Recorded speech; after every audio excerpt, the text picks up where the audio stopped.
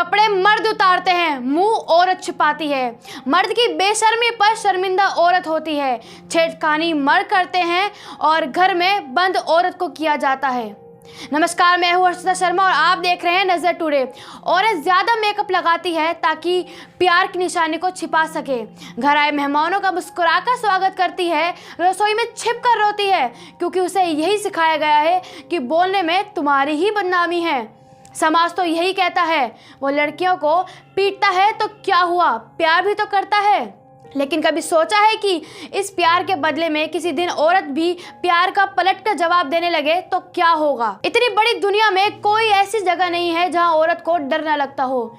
UN ने कुछ समय पहले एक स्टडी की थी और दुनिया के उन देशों की लिस्ट बनाई थी जहां की सड़कों और सार्वजनिक जगहों औरतों के लिए सबसे ज्यादा खतरनाक है। हम औरतों को कतई भी आश्चर्य नहीं हुआ ये पढ़ के कि भारत में उस सूची में सम्मानजनक जगह कहीं नहीं मिली। यहाँ की सड़कों और सार्वजनिक जगहों पर हर दूसरे मिनट किसी न किसी लड़की के साथ छेड़छाड़ होती रहती है। अभी 2 दिन पहले एक लड़की ने ट्विटर पर अपना अनुभव लिखा था। उसे दौड़ने और साइकिल चलाने का खूब शौक है, लेकिन कभी ऐसा नहीं हुआ कि वो पैदल या साइकिल लेकर सड़कों पर निकली हो और उसे कुछ बुरा अनुभव नहीं हुआ हो। कभी कोई छाती पर हाथ मारकर जाता है तो कोई बीच सड़क पर पैंट की जिप खोलकर खड़ा हो जाता है। कोई लगातार पीछा करता है तो कोई बगल से अश्लील टिप्पणियां करके गुजर जाता है। उसने हर अलग दिन हर अलग वक्त पर जाकर देख लिया, कहानी नहीं बदलती, ना उसका डर, ना उसका गुस्सा और ना उसकी तकलीफें। इन बातों का नतीजा ये कि सड़कें औरतों के लिए बहुत खतरनाक है। सड़क पर डर लगे तो औरतें घर भाग को जाती हैं, लेकिन घरों का क्या? चलिए थोड़े अपने घरों की भी थोड़ी पड़ताल कर लेते हैं। मेरी पिछली कॉलोनी में बगल में एक सुंदर सा घर था। उस घर में एक सुंदर सी औरत रहती थी। वो 5 महीने की प्रेग्नेंट थी। उस घर से अक्सर आदमी की चीखने और औरत की रोने की आवाज आती थी। एक बार मैंने किचन की खिड़की से देखा, आदमी ने उसकी चोटी पकड़कर उसका सिर दीवार में दे मारा। एक बार पुलिस भी आई थी, लेकिन घरेलू मामला कहकर आदमी को बाबा जी की तरह ज्ञान देकर रूह अफ़ज़ा पीकर चलती बनी। उस घर से औरत के रोने की आवाज़ आनी बंद नहीं हुई। लॉकडाउन के दिनों में सारे बड़े अखबारों में एक खबर छपी थी।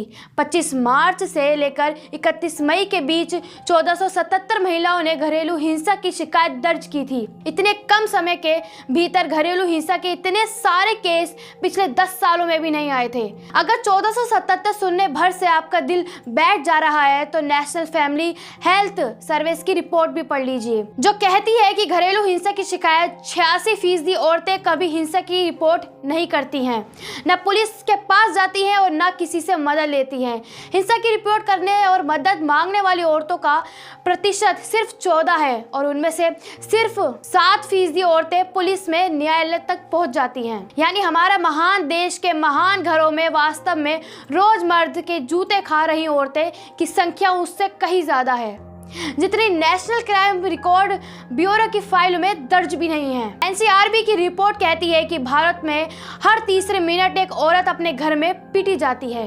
हाई कोर्ट की उस नामी महिला वकील की तरह जो महीने में 4-5 बार ढेर सारा मेकअप लगा के जाती है।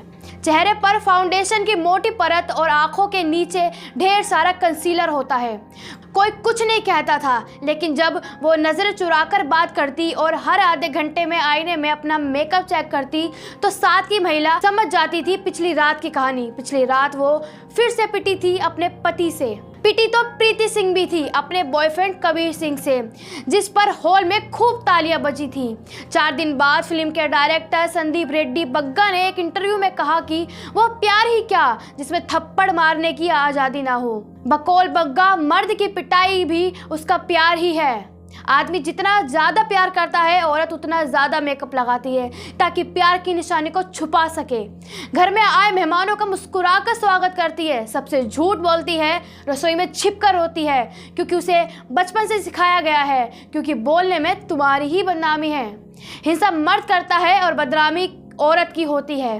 रेप भी मर्द करता है, लेकिन चरित्र खराब औरत का होता है। बीच सड़क पैंट खोलकर खड़ा आदमी होता है, डर औरत को लगता है, कपड़े मर्द उतारता है, अपना मुंह औरत छिपाती है, बेशर्मी मर्द करता है, उस बेशर्मी पर शर्मिंदा औरत को होना पड़ता है, छेड़खानी मर्द करता है, घर में बंद औरत को किया जाता है, नंगा पुरुष समाज है और औरत के कपड़ों पर जांच की आयोग बिठा रखी है, बलात्कारी मर्द है और बलात्कार से बचने का पाठ औरत को सिखाया जाता है। थॉमस रोइस्टर फाउंडेशन ने अपने सर्वे में यूं ही नहीं कहा था, भारत को औरतों के लिए दुनिया का सबसे खतरनाक देश माना है, क्योंकि आपके देश में हम औरतों को कहीं भी सुरक्षा और सुकून का एक कोना नसीब नहीं है। सड़क पर जाएं तो छेड़खानी और बलात्कार होगा, घर में रहें तो हमें पीटा जाएगा, पलटकर जवाब देंगे तो बेशर्मी और मुंह फट कहलाएंगे, डर बंद कर देंगे तो चरित्रहीन। मेरी दादी कहती थी, लेखपाल शुक्ला की बीवी इसलिए पिटी है क्योंकि उसकी 32 गज की जबान चलती है,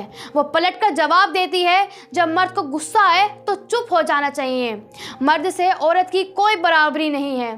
फिर हर बात अंत में उनका एक ही वहम वाक्य होता था, अपना ही मर्द है, पीटा है तो क्या हो गया, प्यार भी तो करता है। कभी कबीर सिंह की तरह, वही कबीर सिंह की तरह वो लड़की को पीटता है तो क्या हुआ, प्यार भी तो करता है। लेकिन कभी सोचा है इस प्यार के बदले में किसी औरत ने पलटकर प्यार में जवाब दिया तो क्या होगा। यह है वो समाज जो औरतों को पीटता हुआ देख के भी चुप हो जाते हैं, ये कह के कि पति तो है, पीट दिया तो क्या हुआ। ऐसे तमाम खबरों के लिए देखते रहिए नजर टुडे। नमस्कार।